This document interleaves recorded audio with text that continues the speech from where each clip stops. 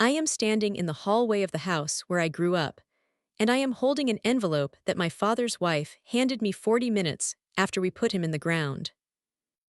My name is Miriam Akafer. I'm 38 years old. When I opened that envelope, I found a letter informing me that I had 30 days to collect any personal belongings from the property before the locks were changed. The house my father and I had shared title on for 11 years. What Gloria didn't know, what she couldn't have known, was that 3 weeks before my father died, he had mailed me something. I had it in a box in my apartment. I hadn't opened it yet because I couldn't bring myself to. It was addressed in his handwriting, and I knew, somehow, that whatever was inside it would change things.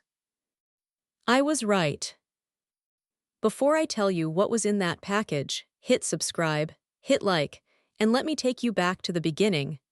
Because to understand what happened in that courthouse 18 months later, you have to understand what that house on Beechwood Drive meant to my father. And to me. And to the woman who decided it was hers. I am 8 years old, and my father is teaching me how to change a light bulb. This is not a metaphor. It is a Saturday afternoon in October, the kind of Detroit October where the air smells like burning leaves and the sky has gone the color of pewter. And my father, Emmanuel Akafer, 51 years old, structural engineer, the most careful man I have ever known, is standing on a step stool in the kitchen and talking me through every step. First you turn it the wrong way, he says. To prove to yourself it won't move. Then you turn it the right way and you feel the resistance. That resistance means it's ready to let go. I am standing on a chair beside him because I want to be at eye level with what he is doing. My mother died 2 years earlier. It is just the two of us now in this house on Beechwood Drive, and my father has decided that I will learn everything he knows. Not because he thinks something will happen to him, but because he believes that knowledge is the only thing no one can take from you. I need you to understand this about Emmanuel Akafer before anything else. He was not a dramatic man. He did not shout. He did not make speeches. He expressed love the way he did everything else, methodically, reliably, without ornamentation. He packed my lunch every morning until I was in 6th grade and refused to let me do it myself because he said I always forgot the napkin.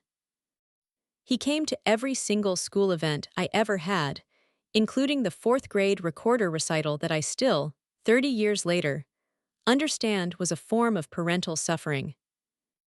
The house on Beechwood Drive was a 3-bedroom brick colonial in the northwest part of Detroit, on a street of similar houses where the neighbors had mostly been there since before I was born. My father bought it in 1984, 6 years before I arrived. He used to say that when he bought it, he wasn't sure it would ever be a family home. Then my mother walked through the front door and told him the kitchen needed more light, and he knew. He expanded the kitchen window himself the following spring. My mother's name was Denise. She died of an aggressive ovarian cancer when I was 6 years old. My memories of her are fragmentary and precious: the smell of her hand lotion, the sound of her voice when she was on the phone, the specific texture of a yellow sweater she wore on Sunday mornings. What I have more of is the house. The house that was hers, that she chose, that still held her arrangement of the furniture and her insistence on a specific brand of dish soap. And the herb garden she planted along the south fence that my father maintained every single year without fail. My father grieved my mother quietly and completely for the rest of his life. That is not to say he was miserable, he wasn't. He was a man who had made his peace with a very large loss and gone on living with his whole self. He played chess on Thursday nights with a neighbor named Clement Adami. He went to church every Sunday. He took me to Tigers games in the summer and complained about the cold from April onward. He was, in other words, a complete human being. Which is why, when I was 24 and he told me he had been seeing someone, I was genuinely happy for him. Her name was Gloria Whitmore. She was 53, a retired dental office manager, twice divorced, and the mother of a 30-year-old daughter named Denise who lived across town and called her mother 4 times a day. I know about the phone calls because my father mentioned it once, neutrally, the way he mentioned most things, and I stored it away in the back of my mind, where I kept small facts I wasn't sure what to do with yet. I liked Gloria at first. Or I liked the version of Gloria that existed in the first year. She was warm in a practiced, social way, the kind of warmth that is genuinely pleasant and does not require you to examine it too closely. She laughed at my father's dry jokes. She showed up to family dinners with a dish that was always slightly too elaborate for the occasion, which I found charming in a way I now recognize I should have found instructive. They got married 3 years after they met. I was 27. I stood at the small ceremony and held my father's hand for a moment before he walked to the altar, and I thought, he deserves this. He really does. What I did not think, because I had no reason to yet, was, and what does she deserve? The house on Beechwood Drive was still, at that point, in my father's name alone. I was living in an apartment near the university where I was finishing my paralegal certification. I had no particular attachment to being on the deed. The house was my father's. When I thought about its future at all, I thought about it in some distant, hazy way that involved my father living there for many more years, and then something undefined, happening that would make sense when it arrived. My father, it turned out, had thought about it more concretely.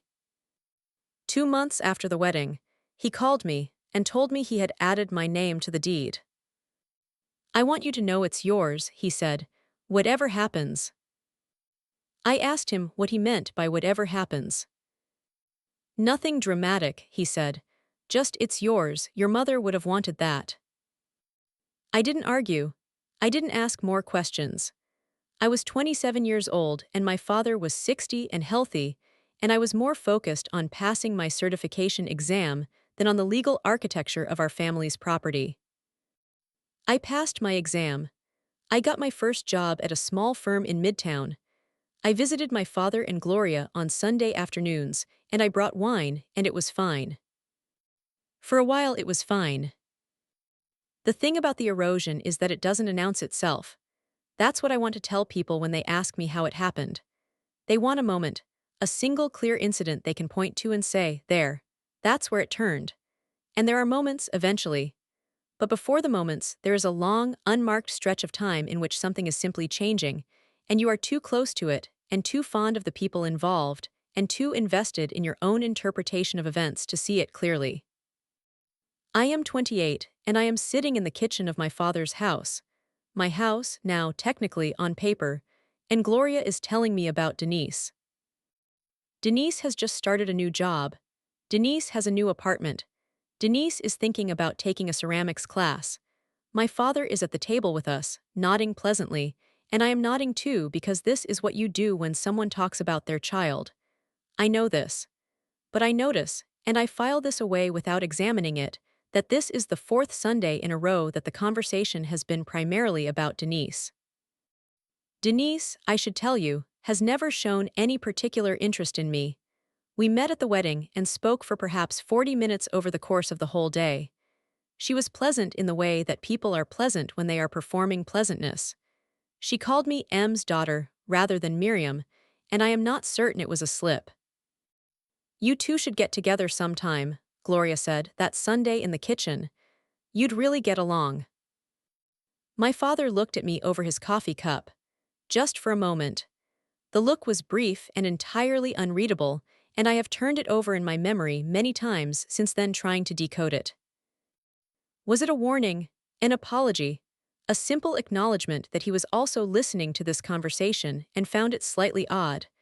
I genuinely don't know. My father was not a man who narrated his internal states, and now he is gone and I cannot ask him. I said something neutral, and the conversation moved on. The Denise references increased over the following year. Denise was coming for a long weekend.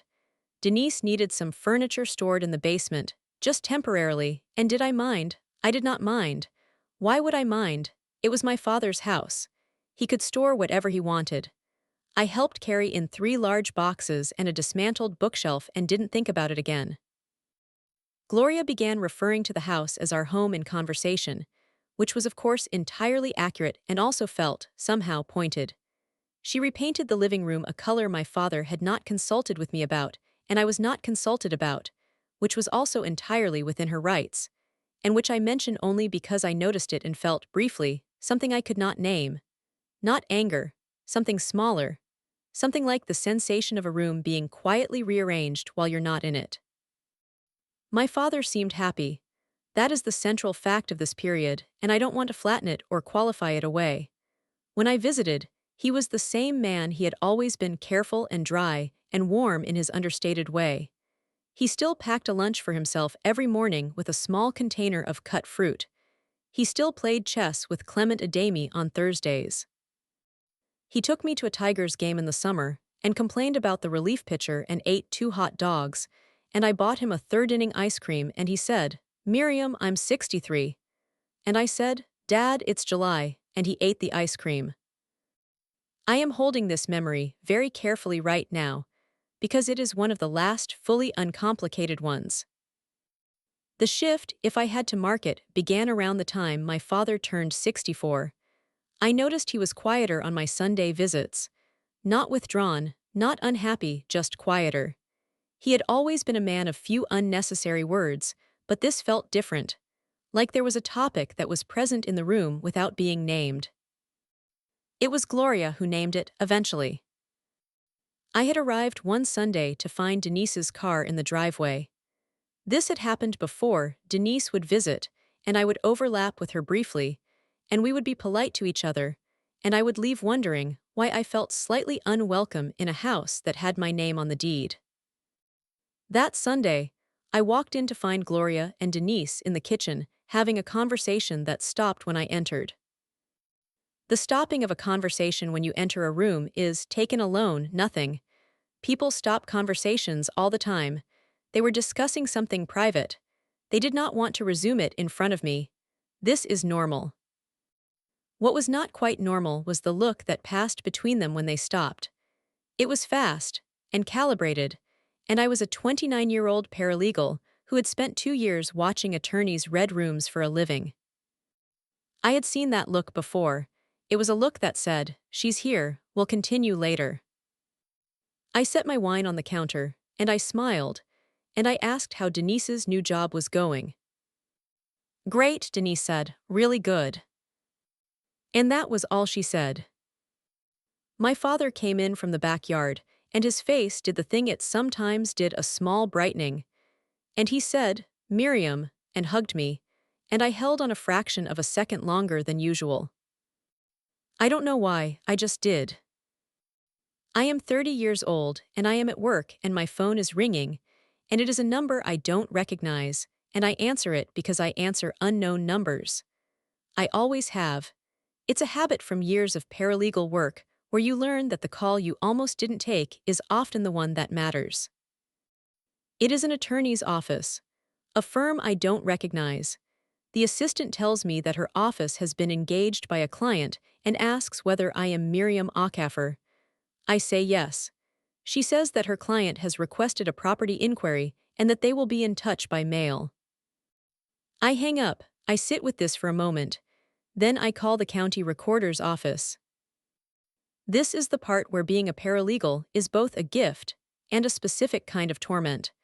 I know exactly what to ask and exactly where to look and exactly what the information means when I find it.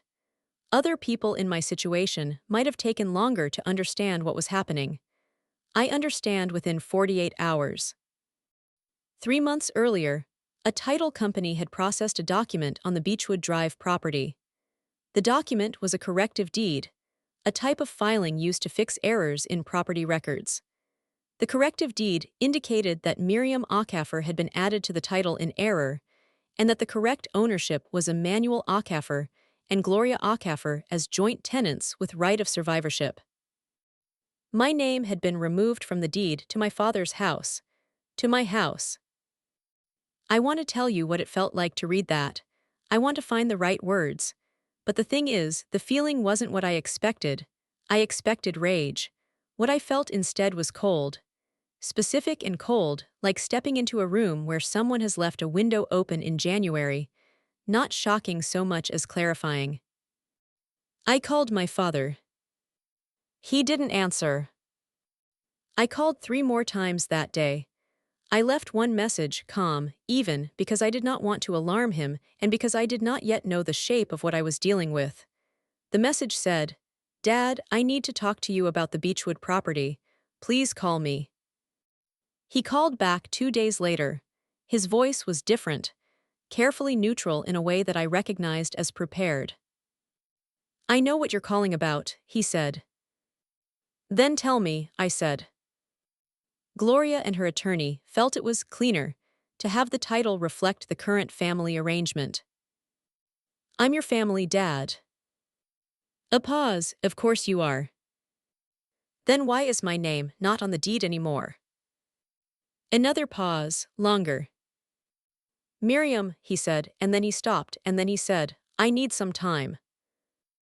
I gave him time, 2 weeks, 3 weeks. I visited on a Sunday and Gloria was there, and the subject did not come up and I could not raise it in front of her because I did not yet know, not precisely, not provably, what her role was in what had happened. My father was 64 and he looked for the first time old to me, not ill, just diminished somehow, like something that had been weight-bearing in him had been redistributed. I started documenting. This is the paralegal in me, or maybe it's just the daughter who grew up watching a careful man demonstrate that preparation is its own form of love. I created a folder on my computer.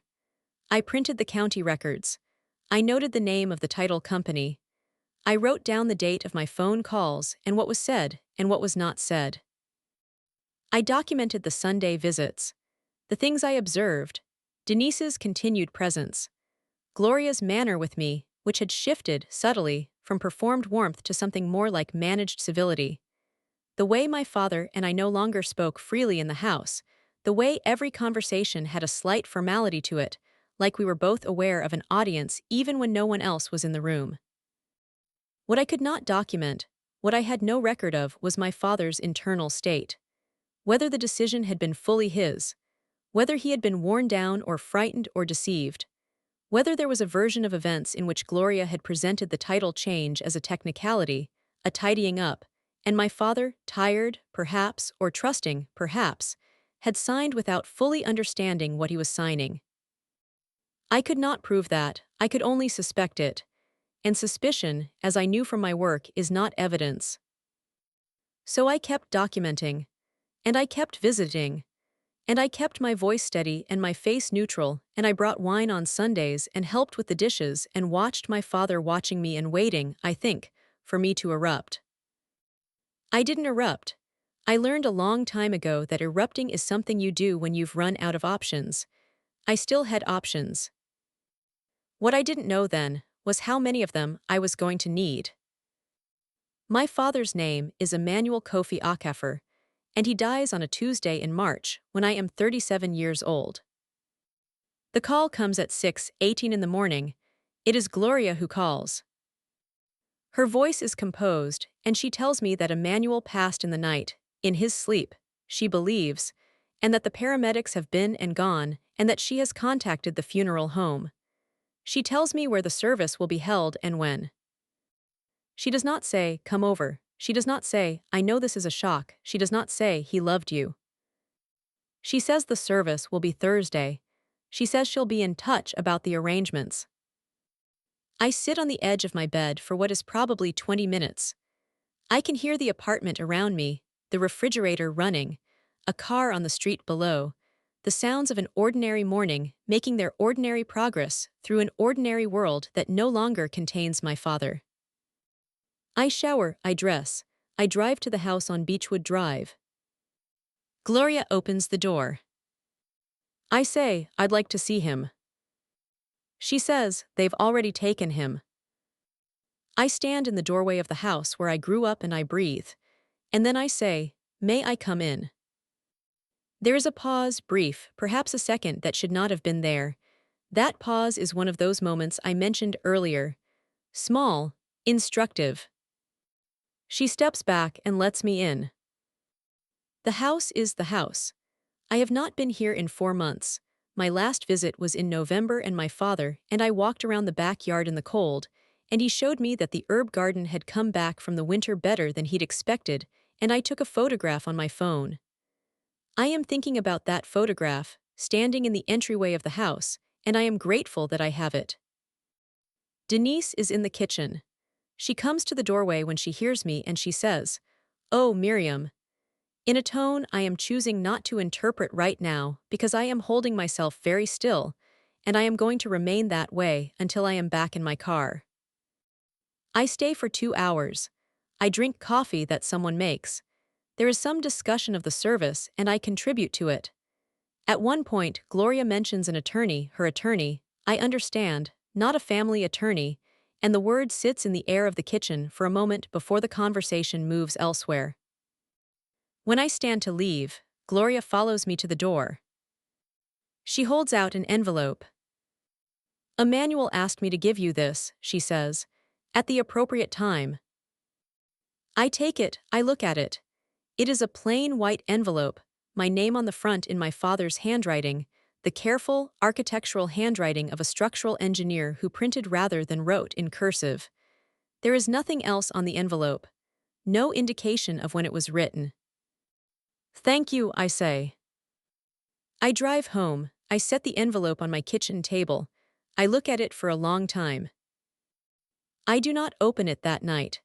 I know that whatever is inside it will require me to be in a different state than I am currently in. I am currently in the state of having just lost my father, which is not a state I recommend for making decisions or processing information that will require action. I open it 3 weeks later, the night after the funeral. Inside is a single sheet of paper and a key. The paper is a letter in my father's handwriting. It is 2 pages, front and back, and I read it 4 times standing at the kitchen table before I sit down. I am not going to tell you everything in the letter. Some of it belongs to me and my father and no one else, but I will tell you what matters for what comes next. My father tells me that approximately 3 years before his death, Gloria's attorney had approached him with the corrective deed, and that he had signed it believing, because he was told this explicitly, that it was a standard document to consolidate the property ownership, and that my interests were protected by a separate instrument that would be explained to me at the appropriate time.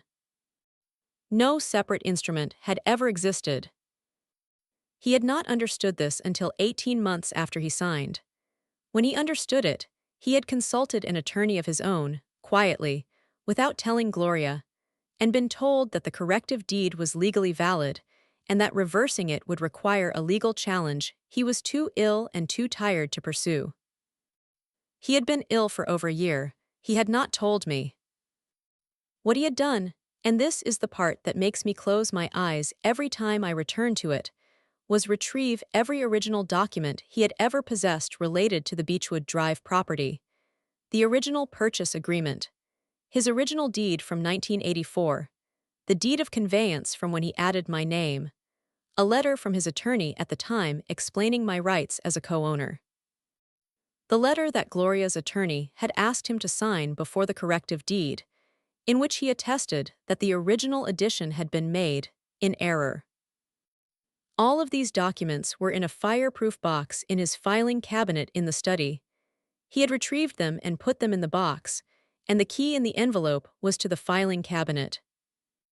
He wrote, near the end, "I should have fought harder for you. I want you to know that I knew what was being done. I want you to know that I have left you everything I could. The house is what I always meant it to be. The rest you will have to do yourself." Then he signed it, "Your father, Emmanuel." I set the letter down, I breathe.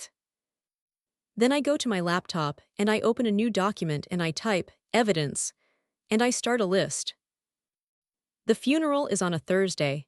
41 people attend. My father's sister flies in from Houston.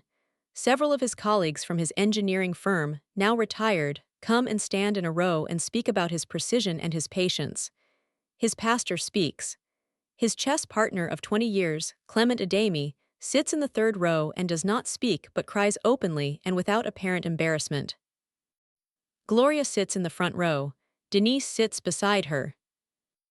I sit in the second row, next to my father's sister, Auntie Grace, who squeezes my hand throughout and says nothing, because she is a woman who understands that some things cannot be helped by speech. After the service, there is a reception at the church hall. I speak to my father's colleagues, I speak to his pastor. I find Clement Adami in a corner and he takes my hands in both of his and says, "Your father was so proud of you, Miriam, so proud. He talked about you every week." His voice breaks on the last sentence. I thank him, I mean it absolutely. I do not speak to Gloria or Denise beyond the required minimum. I am not cold, I am not rude. I am simply contained. 10 days after the funeral, I receive a letter from Gloria's attorney, a firm called Hargrove and Associates in Southfield, whose name I have already looked up and noted. The letter informs me that as the surviving joint tenant of the Beechwood Drive property, Gloria Ackafer has sole title to the property. It informs me that any personal belongings I may have stored at the property should be retrieved within 30 days. It informs me that after the 30-day period, the property will be listed for sale, and any unclaimed belongings will be disposed of. Then it adds one more paragraph. The paragraph informs me that pursuant to the terms of Emmanuel Ackafer's will, his personal effects have been designated to his surviving spouse, and that the contents of his study, including his filing cabinet and any documents therein, are considered part of the estate's assets and are not to be removed from the property. I read this paragraph 3 times. Someone knows about the filing cabinet. I call the attorney's office that afternoon. I reach an assistant who puts me on hold for 4 minutes and then tells me the attorney is unavailable. I say I'll hold. She puts me on hold again for 6 minutes and then the attorney comes on the line, a man named Dale Hargrove, whose voice is professionally pleasant and whose answers are precisely as informative as he intends them to be, which is not very. I ask about the filing cabinet. He says it is part of the estate. I ask whether I can retrieve documents that my father explicitly left for me. He says any such claim would need to be addressed through the proper probate process. I ask when I may access the property to retrieve my belongings. He gives me a date the following week and a 2-hour window. I ask whether Gloria will be present. He says yes. I arrive at the house on the appointed day. Gloria opens the door. Denise is there again. I am shown to the small bedroom at the back of the house that has served as my occasional room over the years, and I am permitted to remove 3 boxes of books, some clothing, and a small lamp my mother had owned. Gloria stands in the hallway during this process, not watching exactly, present. I ask to see the study. Gloria says the study is not available. I say that my father left me something in the study. Gloria says that the contents of the study are being handled through the estate and that I should contact the attorney. There is a pause, we look at each other. 43 seconds pass by my estimation. I say, okay, and I carry my boxes to my car and I drive away. That evening, I call Auntie Grace in Houston. I tell her what my father's letter said. I tell her about the filing cabinet. I tell her about the attorney's letter. She is quiet for a long time. Then she says, "Miriam, do you have a good lawyer?" I say, "Not yet, but I'm getting one." Clement Adami's wife is named Ruth. She is 68 years old and she has lived on Beechwood Drive for 32 years, in the house 3 doors down from my father's, and she knew my mother. I call her 2 weeks after the funeral, not because I have a particular plan in mind yet, but because I need to speak to someone who knew my father before Gloria and who has been watching this family from a window for 32 years. She invites me for tea. I come on a Wednesday afternoon. Ruth Adami is a small, precise woman with close-cropped silver hair and reading glasses on a beaded cord around her neck.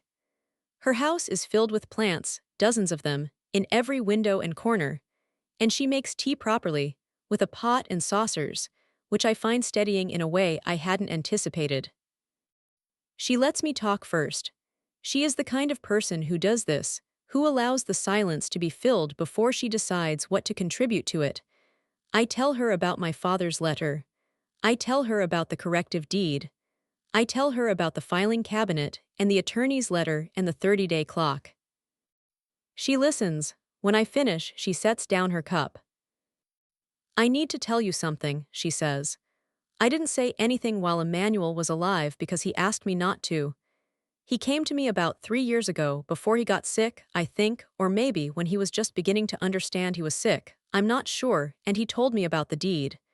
He was upset. He said he had made a mistake and he was trying to figure out how to repair it. I set down my own cup. He said he'd signed something he shouldn't have signed.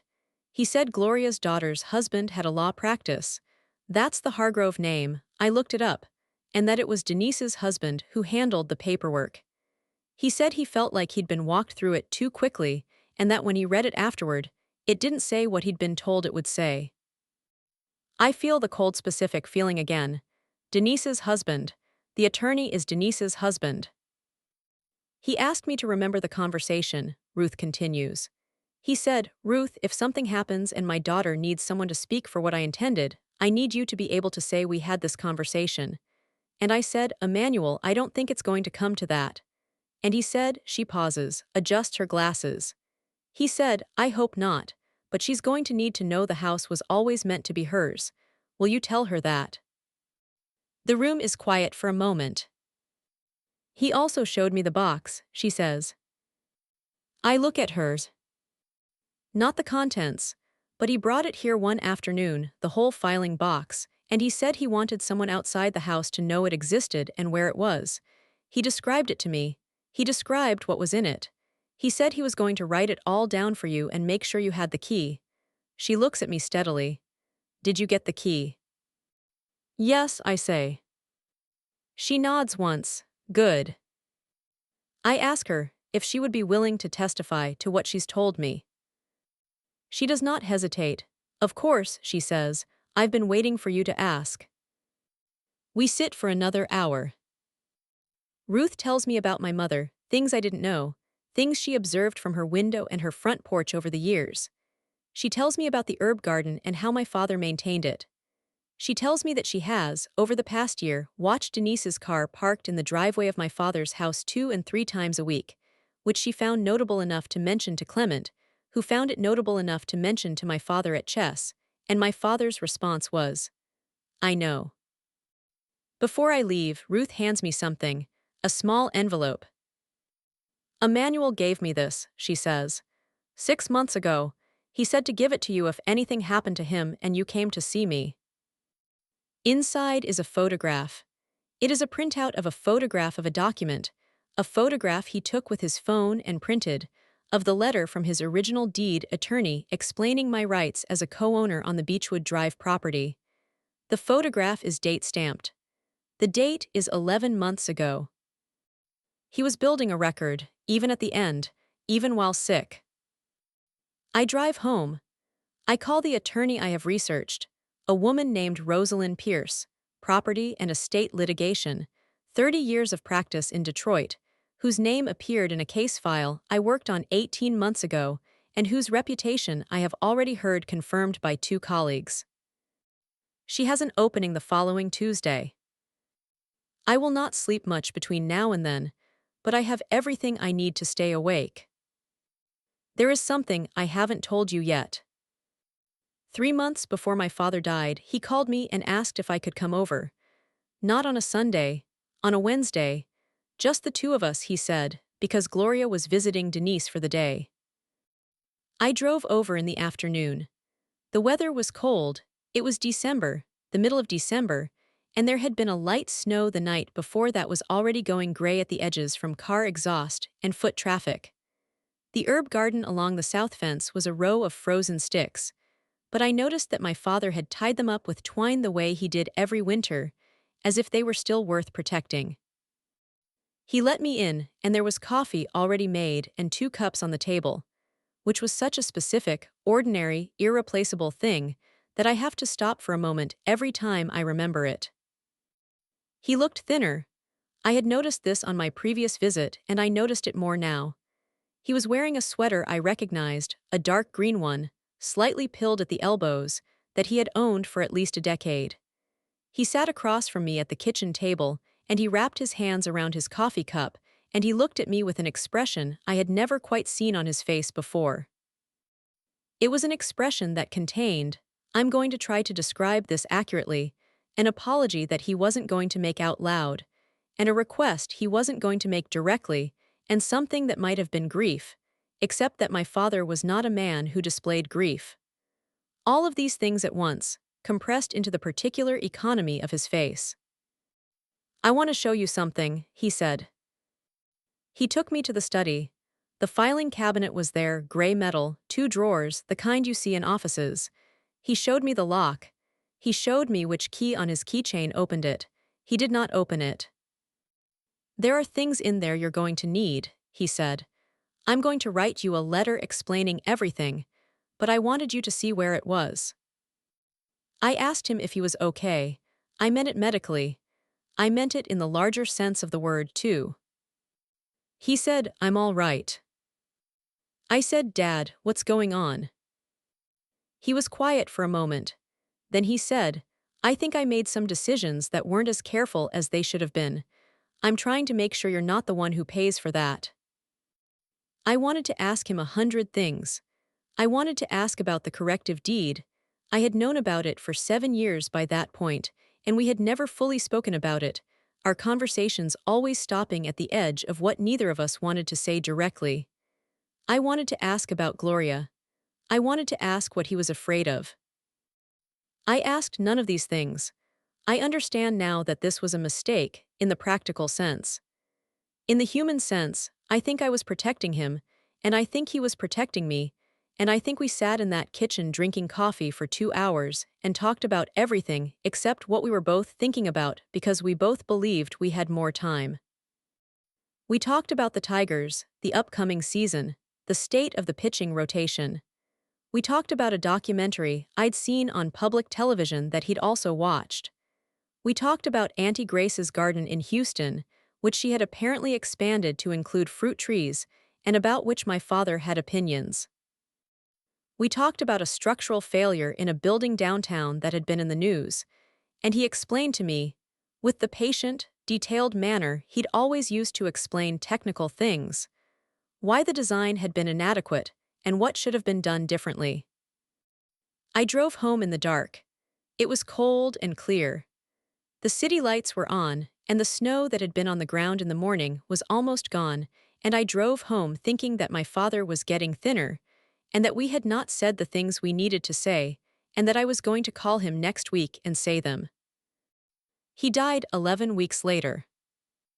He never opened the filing cabinet in front of me. He didn't need to. He'd already sent me the key.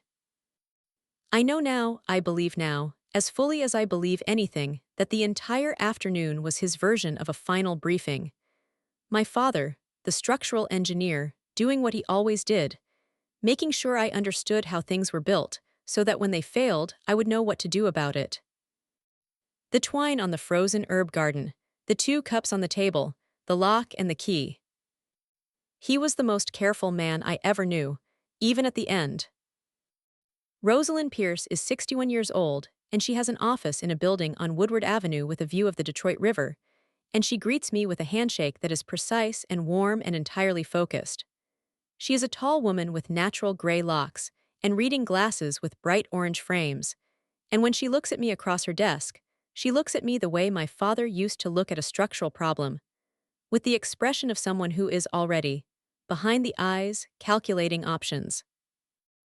I have brought everything with me, the letter from my father, the key, the printed photograph Ruth Adami gave me, my 7 years of documentation, dates, calls, observations, the title records I pulled from the county recorder, the name of the attorney, Dale Hargrove of Hargrove and Associates, whose wife is Denise, whose mother is Gloria.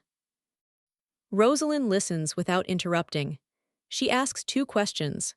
The first is, do you know where the filing cabinet is right now?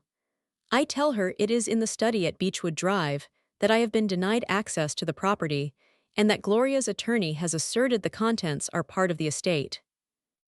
The second question is, did your father tell you explicitly what documents were in the box? I hand her the letter. She reads it. She reads it again. She sets it down and removes her glasses and looks at me. Okay, she says, here's what we're dealing with. She explains it to me clearly and without softening it.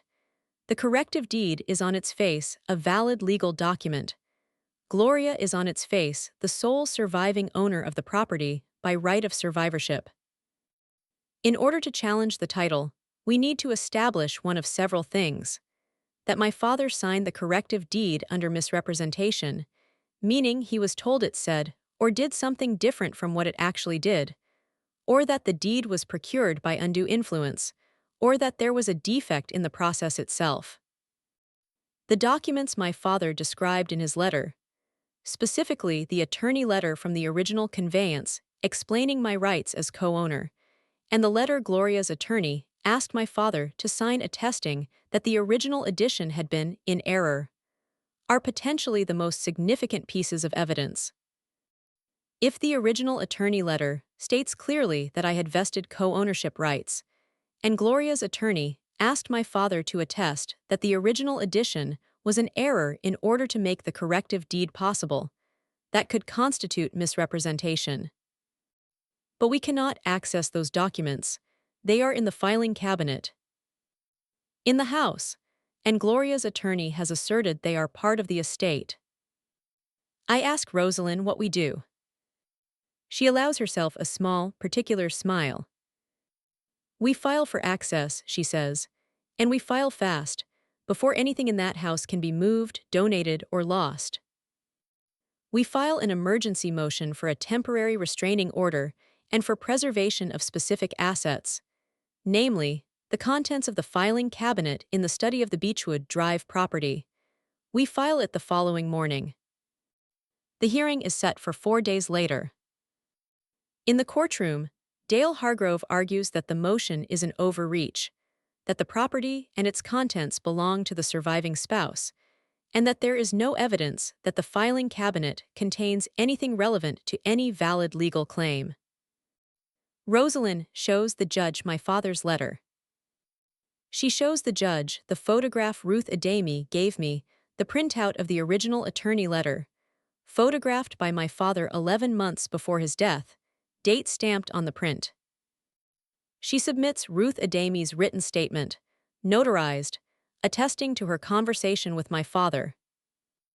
She submits the county recorder's timeline showing the sequence of the original deed edition and the corrective deed filing, with dates, and notes that the attorney who handled the corrective deed was Dale Hargrove, who is counsel for the respondent and who is married to the respondent's daughter, which she notes constitutes a potential conflict of interest.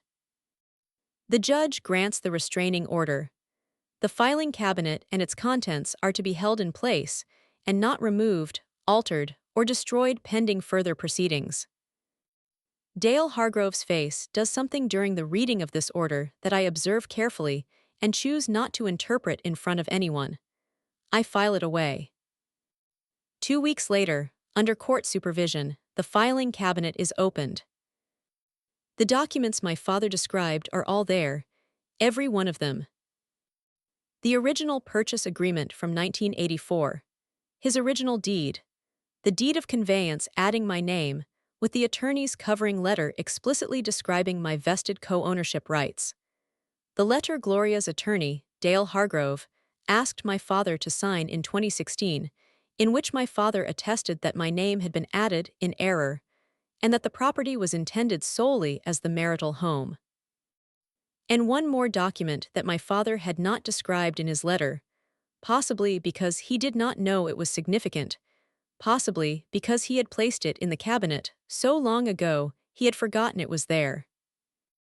It is a copy of a letter from Dale Hargrove's office to Gloria, dated 6 weeks before the corrective deed was filed, outlining the process for removing a co-owner from a property title and specifically advising Gloria that the optimal approach was to have the original owner, my father, attest that the addition had been an error, thereby avoiding any challenge from the co-owner herself. A letter in which I am referred to, consistently, as the daughter, and in which my rights as a co-owner are described as an obstacle to be removed. Rosalind looks at me over the top of the document. "This is what we needed," she says. I already know. The thing about working with a good attorney when you have a case with actual merit is that the work becomes, paradoxically, the calm at the center of a storm. The storm is still there, the sleepless nights, the low-grade grief that runs alongside everything, the specific loneliness of fighting a legal battle that is also underneath, a battle to be recognized as your father's daughter. But the work itself is ordered, specific. There is always a next step, and the next step is always defined by the step before it.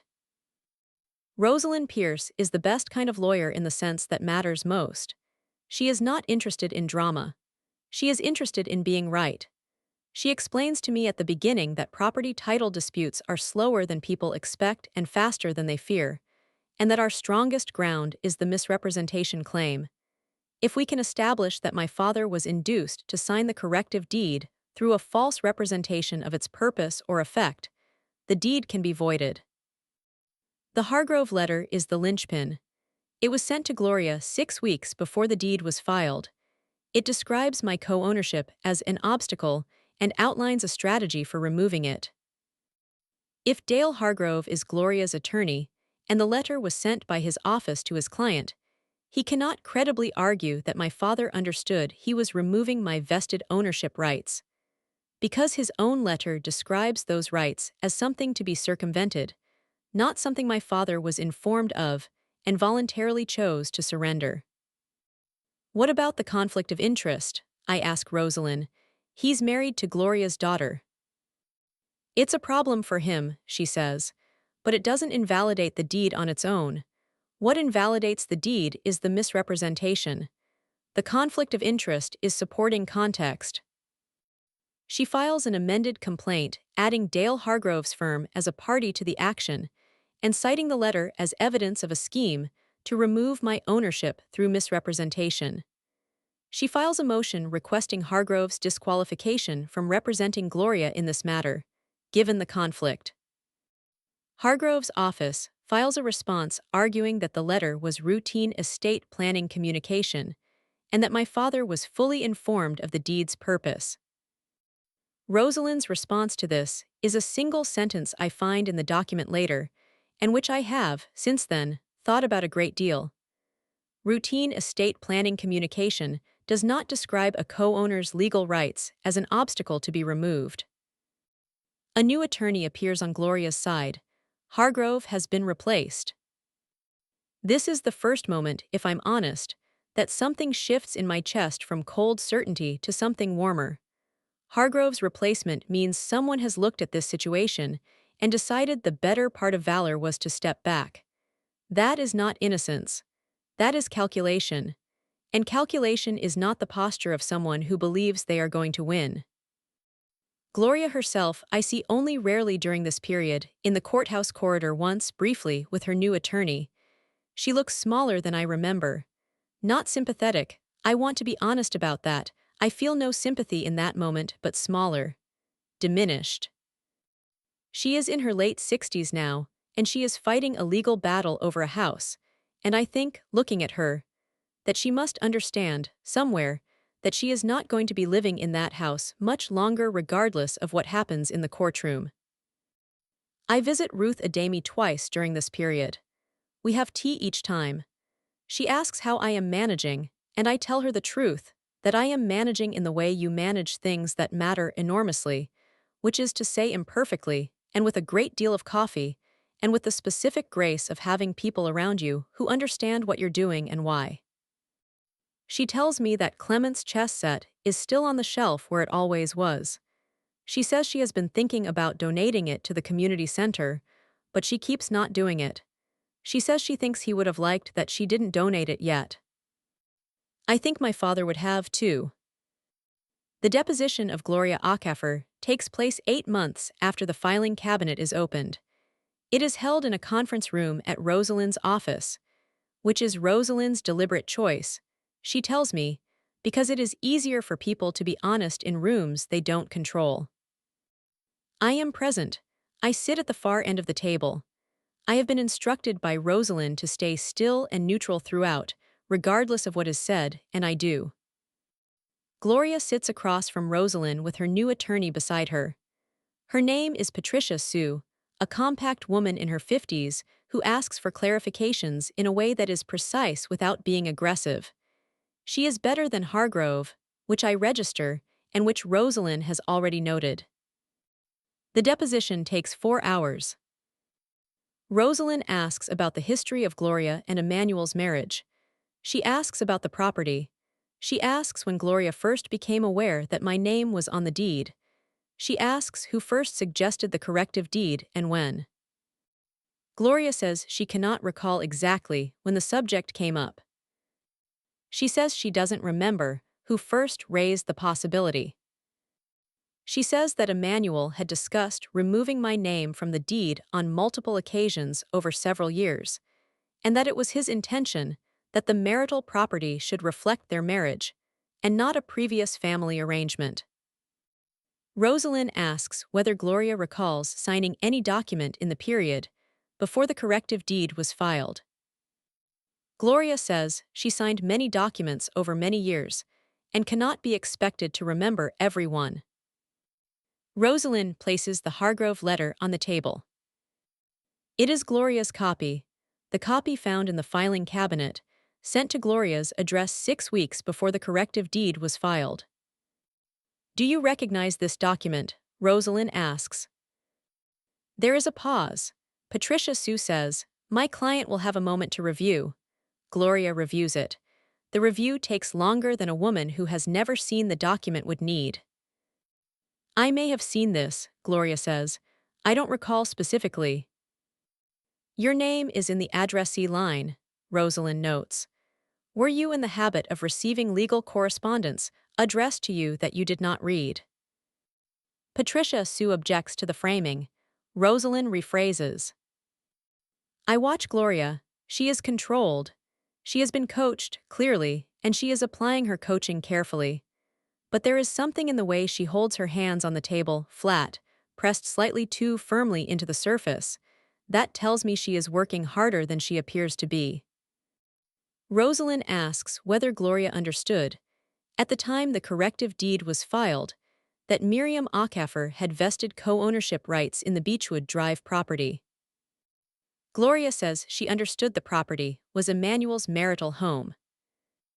Rosalind asks whether that was a yes or a no. A pause. I understood Emmanuel wanted the property to be our home, Gloria says. Did you understand that removing Miriam's name from the deed would extinguish her legal ownership rights? Another pause. I understood that's what the document was for, Gloria says. And did you believe that Emmanuel fully understood the same thing? The longest pause yet. Patricia Sue says, I'll instruct my client not to speculate about what her late husband understood. I'm not asking her to speculate, Rosalind says pleasantly. I'm asking whether she believed it. Gloria does not answer. Patricia Sue moves on. There is a moment near the end of the deposition when Rosalind asks about Denise's visits to the house in the years before my father's death, about Dale Hargrove's relationship to the family, when Gloria's composure slips, just fractionally, just for a moment. Her eyes go to the window. Her hands press harder into the table. I note it. I do not react. I look at my own hands in my lap and I breathe. After the deposition, Rosalind and I stand in the hallway and she says, she knew exactly what she was doing. I say, I know. That doesn't make it easier to prove, she says, but that deposition helps. I nod. One more thing, she says, and she is smiling now slightly in the manner of someone who has been saving something for the right moment. Hargrove's firm. While we were in discovery, we found something. A previous client who filed a complaint with the state bar 2 years ago, different family, different property, same structure. Corrective deed, surviving spouse, co-owner removed. The bar dismissed the complaint on procedural grounds, but it's in the record. I look at hers. Not our case, she says, but it establishes a pattern if we need it. and it was enough to prompt Hargrove to settle with that family quietly 18 months ago. She pauses. He knew we'd find it. This, I think, is why he stepped back. I drive home thinking about my father, about the precise, careful way he built a record in the last year of his life, about the filing cabinet, about the letter. He couldn't fight it himself, he built it so I could. The trial, if you can call it that, it is technically a bench trial, heard before a judge without a jury, takes place 13 months after Rosalind and I first sat across from each other in her office on Woodward Avenue. I have told you the shape of the case, so I won't repeat it here. What I want to tell you about is the day of. I wear a gray suit. I have had it for 4 years, and it is the suit I wear when I need to feel prepared, which is probably something my father would have recognized as a version of his dark green sweater. I drive to the courthouse. I park. I sit in the car for 4 minutes and I think about the kitchen table and the 2 cups of coffee. Then I get out of the car and I go inside. Gloria is there with Patricia Sue. There are 2 paralegals from Rosalind's firm and Ruth Adami, who came of her own accord, and is sitting in the gallery in a dark blue coat with her reading glasses on a cord. I turn to look at her when I sit down, and she gives me a single, decisive nod. The trial takes 2 days. On the first day, Rosalind presents the documentary record, the original deed of conveyance, the attorney letter establishing my co-ownership rights, the Hargrove letter describing those rights as an obstacle, the timeline of the corrective deed filing. She presents the deposition excerpts. She presents Ruth Adami's testimony. Ruth takes the stand on the afternoon of the first day. She is composed and specific, and she does not editorialize. She states what my father told her. She states when he told her. She identifies the documents he described to her. She identifies the photograph she gave me. She states clearly that my father told her the house was meant to be mine and asked her to remember the conversation. Patricia Sue cross-examines. She asks Ruth whether she has any documentary evidence of the conversation with my father. Ruth says no. She asks whether Ruth might be misremembering. Ruth says, in a tone I will remember for the rest of my life. I am 68 years old and I have been watching the Acaffer family for 32 years. I am not misremembering. There is a sound in the gallery, something between a laugh and a breath. The judge does not acknowledge it. On the second day, I testify. I will not reproduce my testimony here because it is long and specific and concerns documents and dates and the precise language of legal instruments. What I will tell you is this: I testify calmly. I testify accurately. And I testify for 45 minutes, and when I am finished I step down and I go back to my seat, and I do not look at Gloria. Rosalind closes by returning to the Hargrove letter. She reads the relevant sentence, the one that describes my co-ownership, rights as an obstacle to be removed, and she asks the court to consider what that language reflects about the knowledge and intent of the parties involved. The judge deliberates for 9 days. On a Tuesday morning, a Tuesday, like the morning my father died, which I noted, and which I am choosing to read as nothing but which I noted, the ruling comes. The corrective deed is voided. The court finds that my father signed the document under a material misrepresentation as to its nature and effect, specifically that he was not informed that signing would extinguish the vested co-ownership rights of his daughter, and that the letter from Hargrove's firm constitutes evidence that the parties involved were aware of those rights and structured the transaction to circumvent them. The Beechwood Drive property reverts to joint tenancy between my father's estate and me, and the estate's interest passes to me as beneficiary under the terms of my father's separately filed estate documents, which Rosalind located in probate filings, separate from the will that Gloria's attorney had managed. The ruling also notes that Dale Hargrove's conduct raises significant questions regarding professional responsibility and refers the matter to the state bar for review. I read the ruling 3 times in the courthouse bathroom, standing at the sink, while Ruth Adami waits for me outside the door. When I come out, she looks at my face and she says, "Okay." I say, "Okay." She takes my hand. We walk out into the Tuesday morning. The practical aftermath of a property dispute ruling is, in many ways, the least dramatic part of the entire experience. There are documents to file and processes to complete, and an almost comically large amount of paperwork for a victory that was, at its core, about belonging. Gloria has 60 days to vacate the property. She appeals the ruling. The appeals court takes 4 months and affirms the lower court's decision in a one-page order. She does not appeal further. She moves, I am told through Rosalind, to Denise and Dale Hargrove's neighborhood in Southfield.